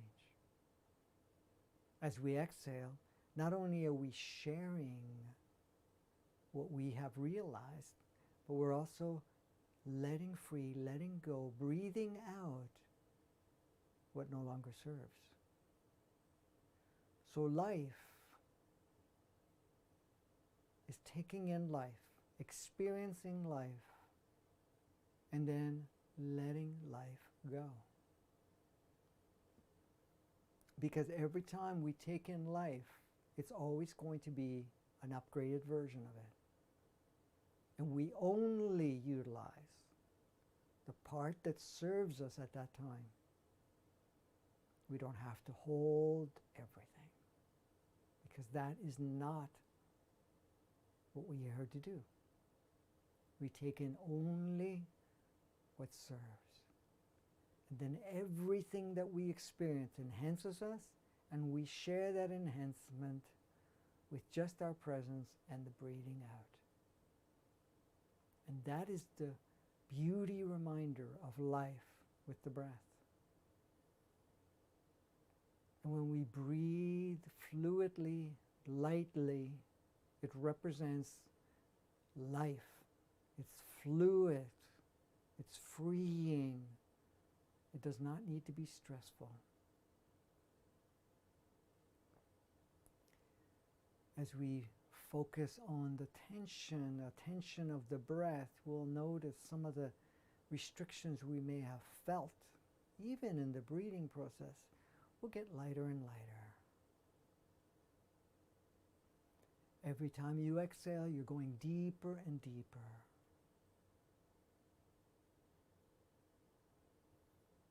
And you're connecting with your present moment. We're going that deeper level of that present moment. It is the you moment, the full you moment. It is your current moment. And should anything be dragged in from previous moments, anywhere in your life stream, acknowledge it, thank it, love it, free it into the field around you. We accentuate the energy around the field to pull, to create a magnetic pull that will draw from you the moment you set it free all versions of yourself, definitions of yourself, and any reminder of its labels or anything of that nature of older moments. We maintain the experience in neutrality, label free, definition free. As we continue to breathe, going beautifully more and more relaxed, accessing the you-ness. And we ask our body to communicate with us as powerfully and as clearly as possible.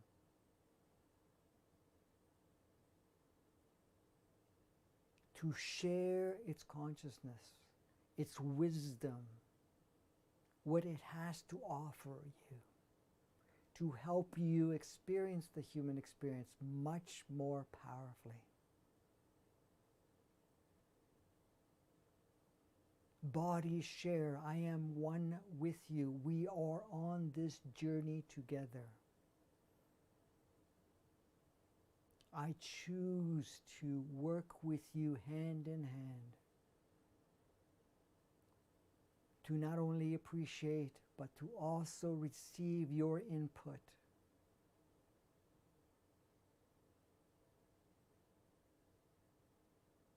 And as we connect with our gut, our solar plexus, we connect with our human entity. And we now ask, human entity, provide, share the highest level of wisdom gained in all of the human experiences, to bring forth the skill sets that we are here to express and to contribute this journey forward. We are working with the body and the human entity. We ask you, soul, the multidimensional soul that has had the opportunity to gain experience, levels of consciousness, multidimensionally, on many embodiments and realms, that has united in this beautiful connection. Share freely the consciousness, the gift sets, the wisdom, the frequency.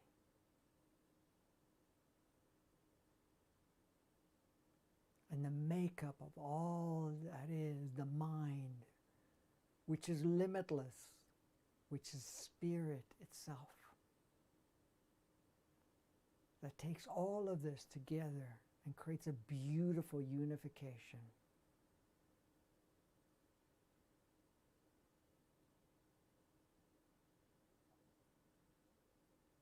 We are here to work together, to share together, to create this unison, oneness with body, human entity, soul, mind. Creating and shaping our current and expanded reality.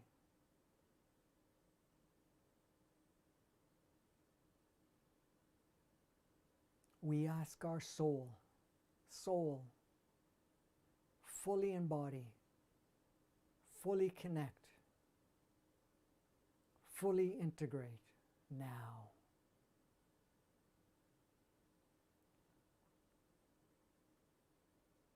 Activate home frequency, highest frequency that we can utilize right now. This frequency is also increasing and adjusting the vibration and frequency of the combination we're made up of.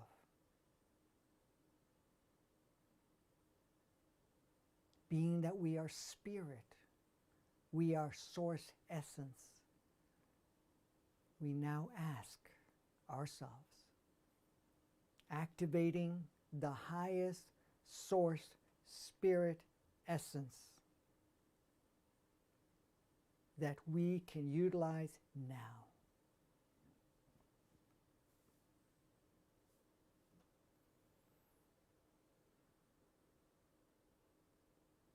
I choose to be fully present of this beautiful combination of who I am.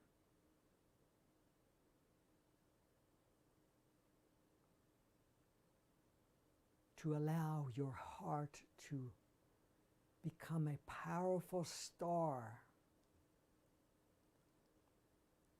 feeling, seeing it, experiencing your heart chakra as a beautiful ball of energy representing the star of light, illuminating beyond your body, merging and connecting and blending with all the others on the planet that are doing so right now.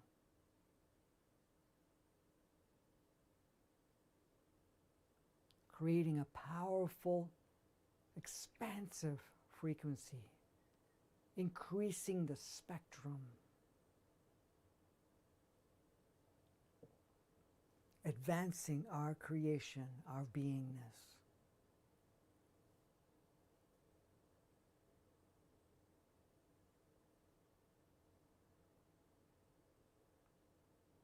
accessing our limitlessness.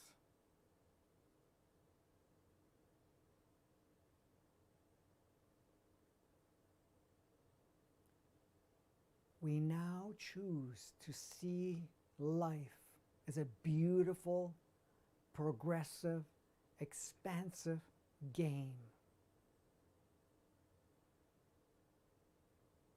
We are the playmates on this game. We are the designer of this game. We are here to upgrade the game, to match our own beingness,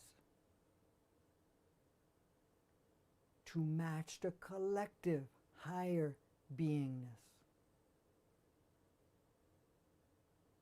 to match our solar energy and consciousness, presence and beingness.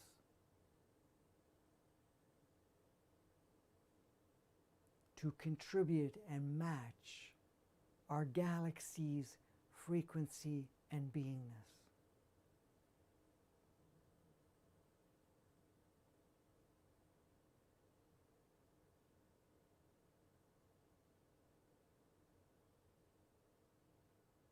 Feeling the beautiful connection with Gaia and all sentient life force, which is all spirit within this playground we call Earth,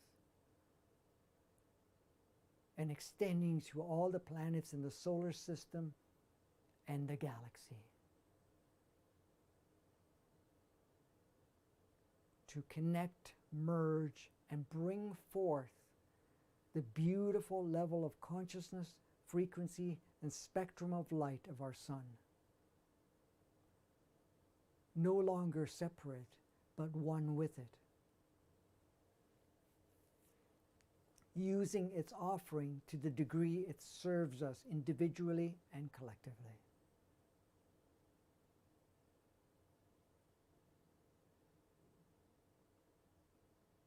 Merging and bringing forth the offering of the galactic sun. Utilizing the spectrum that best serves us individually and collectively.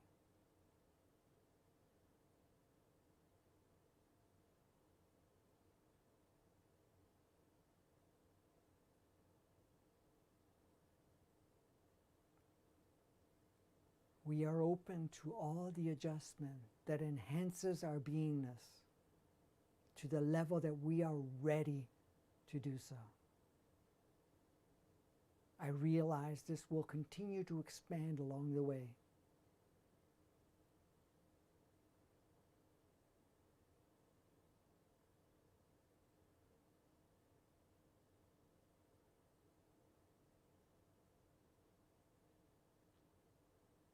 We shift the way we perceive and experience this playground and ourselves in this holographic, physical being.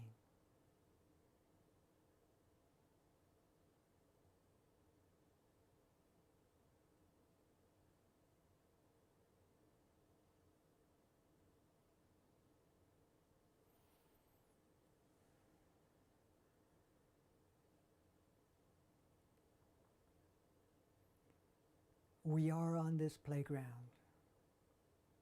The playground is what it is, a reflection of our collective experience in our state of limitation that we played with thus far.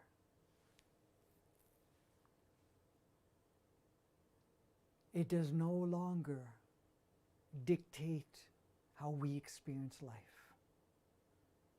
Life is not from the reflection. Life is what we reflect into the reflection, upgrading the reflection, the collective reflection. We do this with Gaia. We do this with all of us. We do this with all facets of ourselves as the beingness that we are.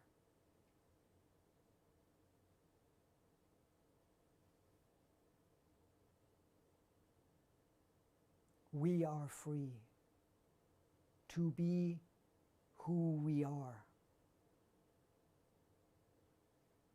We are here to be that powerful beingness.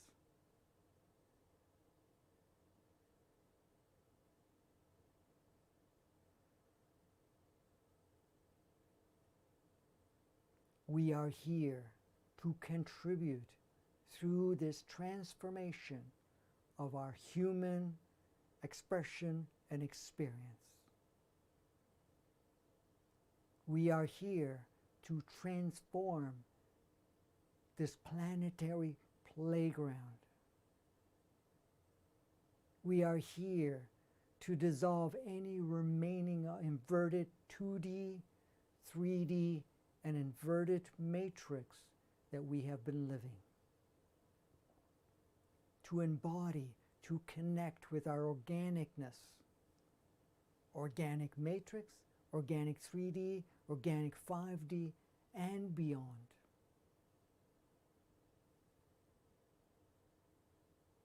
We are the ones that are shaping and redesigning every aspect of existence on this realm and multiple other realms.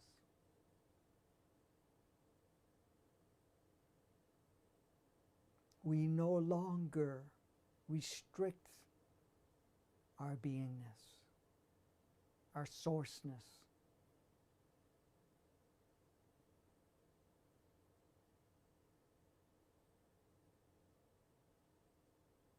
As we are connected to ourselves right now, let's transmit into this playground, all of us, the purest form of essence that you are, the world you feel and see within your eye, within yourself. See that world of freedom, of play, that world that reflects you very clearly.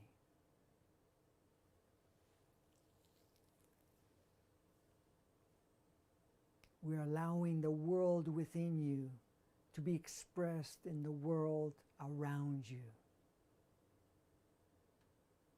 Each one of us doing the same.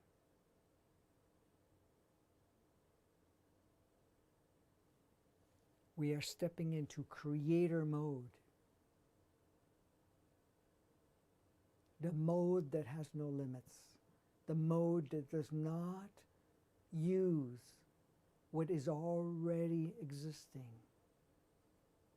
May use bits and pieces to build on, but uses pure creativity, pure imagination, limitless in all aspects.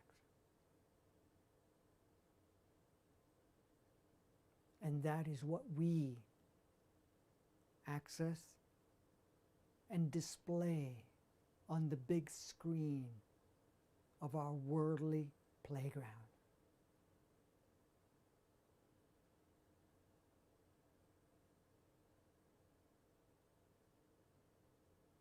We now activate within ourselves our true, purest form of power, of empowerment,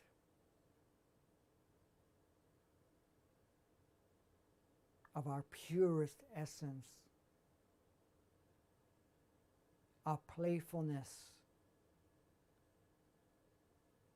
our excitement, our joy, activating the fun component of ourselves, the playfulness and the fun experience in playing. Playing limitless, free. Being ourselves in all aspects of whatever role we choose.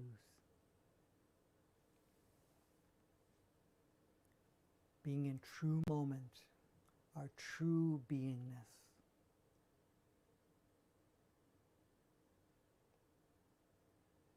Let's be present with that right now. Let's feel it. Let's experience it. Let the energies course through you, stimulating you, making you more alive,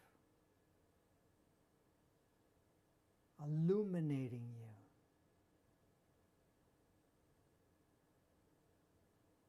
you. Dissolving all restrictions.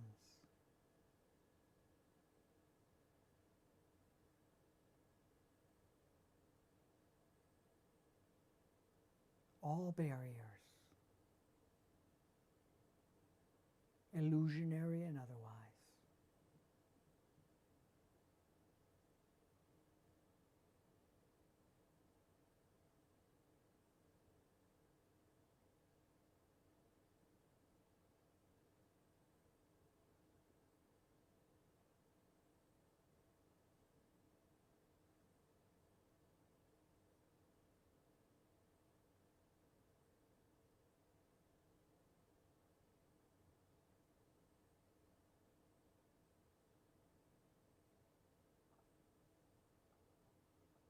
As we see and feel ourselves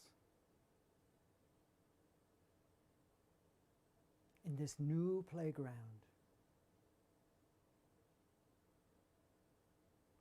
which is very different than what we've experienced up to now.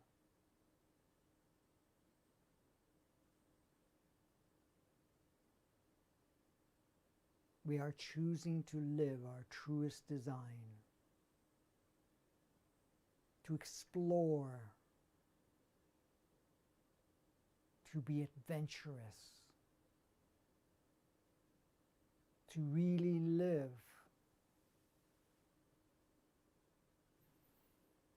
the reality of our beingness.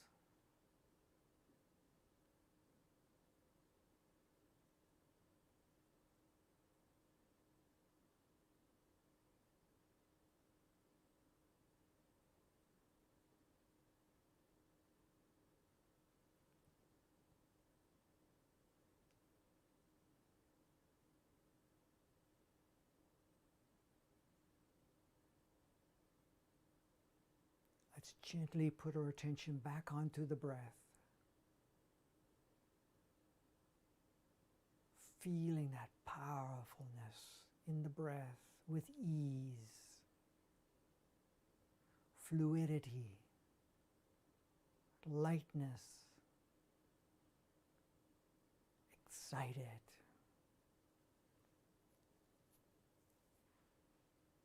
Being present with the beautiful movement of the breath in and out.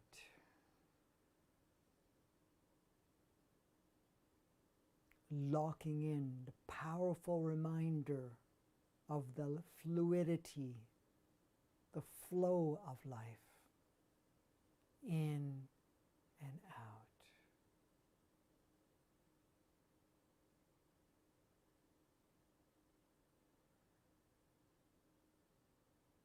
The breath is a powerful essence of stimulating our beingness, our capacities.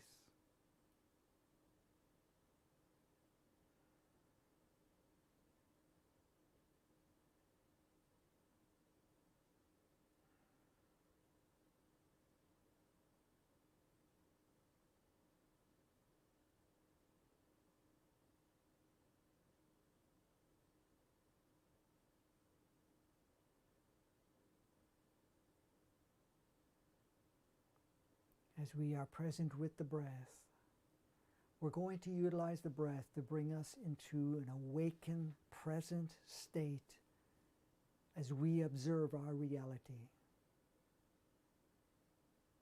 We're going to use the next full in and out breath to bring us to a state of consciousness and awareness of your reality as you open your eyes. After the fifth breath, you open your eyes and you are fully present of your environment. The environment you are choosing to be present with and reshape and align with yourself. It may look different, may feel different, because you are now different. So let's use the next 5 breaths to bring us to that state.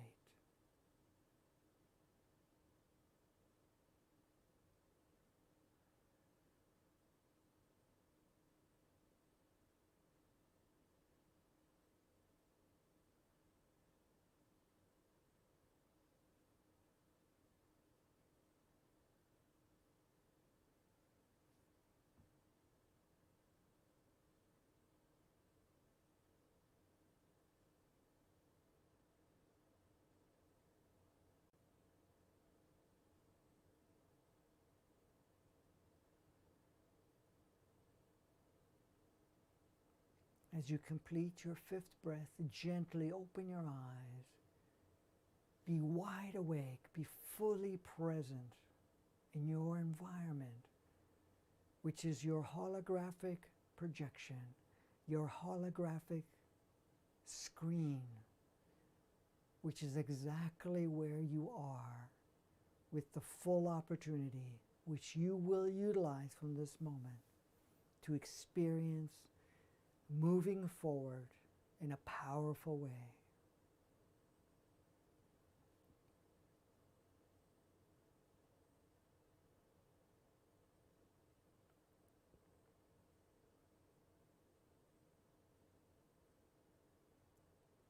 Welcome back. Welcome back to the new you, the expanded you. And each time you repeat this process, you will expand further. You will access further.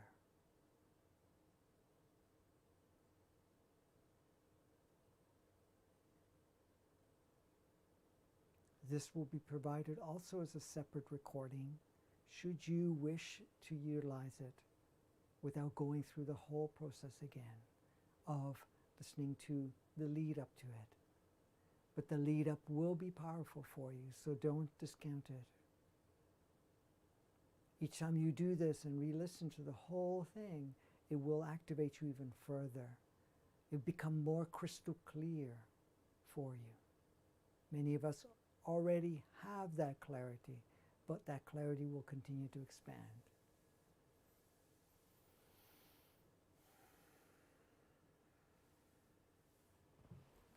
So thank you for coming together for this whole experience that we have engaged in and utilized. Share this far and wide. This will impact many of us that are looking forward and are feeling somewhat ready and may not have the tools. Share it with no expectation. If you're new, subscribe, like, comment, whatever. Those are all good ways to maintain a notification capacity. In the description, there will be where you can join the community. There will be where there are other resources, but we also have a connection or a link. Should you feel in one way or another to contribute, to support this journey forward, to support the work that we are doing, we welcome it. It supports us powerfully. It gives us the opportunity to stay focused in creating more of this content that will stimulate within yourself, not only a transformation with yourself, but a transformation on the world. This playground that we have come to play together, and we have come together. We have come together in a very powerful way to really do something profound. As we move along, we'll be even more ready, more powerful, but you're already quite powerful as it is.